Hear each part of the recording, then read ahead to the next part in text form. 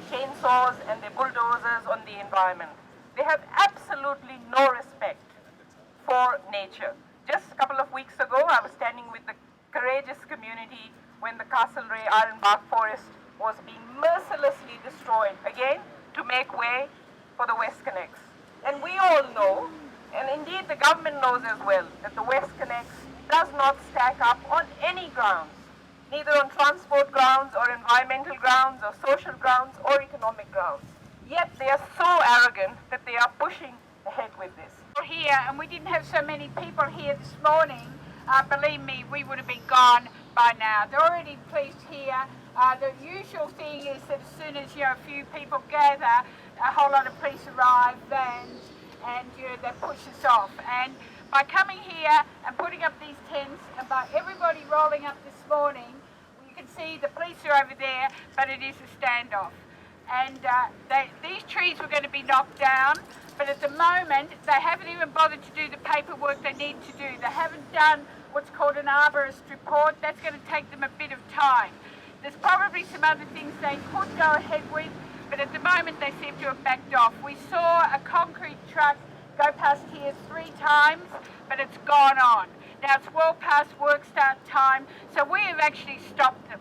And it's the only way we probably need to get some sort of roster going, because we're going to have to be here for the long haul, because they've got 8 weeks of work here that they want to do, and then their next step is to actually move straight ahead and widen this whole road by several lanes and knock down every tree, every paper bark that you can see along this road will be gone. Are absolutely opposed to the construction of this interchange for WestCONnex here adjacent to Sydney Park.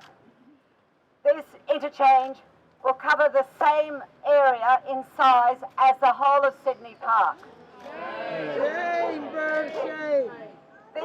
This interchange will deliver on a daily basis into Euston Road, where these mature melaleucas are going to be cut down, will deliver into Euston Road, which carries 7,000 vehicles a day now, will carry 60,000 vehicles a day when this interchange opens.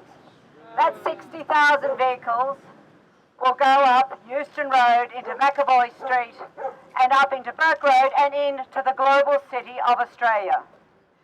No provision has been made for this, and we certainly don't want 6-lane highways delivering traffic into a congested city. Why are we closing George Street in the city?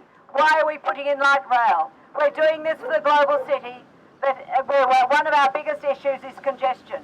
Congestion is currently costing us $5 billion a year in the city. It'll be $8 billion if it's business as usual. We do not want this traffic delivered into our city.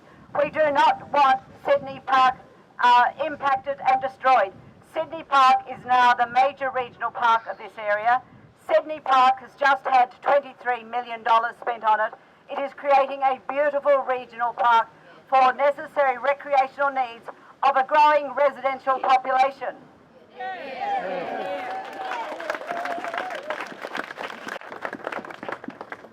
WestCONnex is a project that is having billions of Australian dollars spent on it, public money. The very worst project at the time of accelerating global warming, and the very worst project at a time of increasing congestion in our city. We will do everything at the City of Sydney to oppose this project. We will do everything we can to stop this interchange being built here that will deliver thousands of vehicles into our city and destroy our city. This is not a good project for Sydney, and we will oppose it. Of these trees as part of a wildlife corridor through Sydney, right? Sydney used to be forest and swamp and heathland, but then it was all chopped down, or most of it was chopped down, and we built houses and roads. But there are still these islands, these green islands and corridors and stepping stones through the city, which wildlife use to get through the city and to continue to exist in the city. Just in a swamp mahogany over here, high up in the swamp mahogany, a sharp-eyed anti-WestCONnex here has just noticed but there's a tawny frogmouth. And these are absolutely wonderful night birds. These are wonderful night birds, tawny frogmouths, and they eat mice, lizards, large insects, and so forth.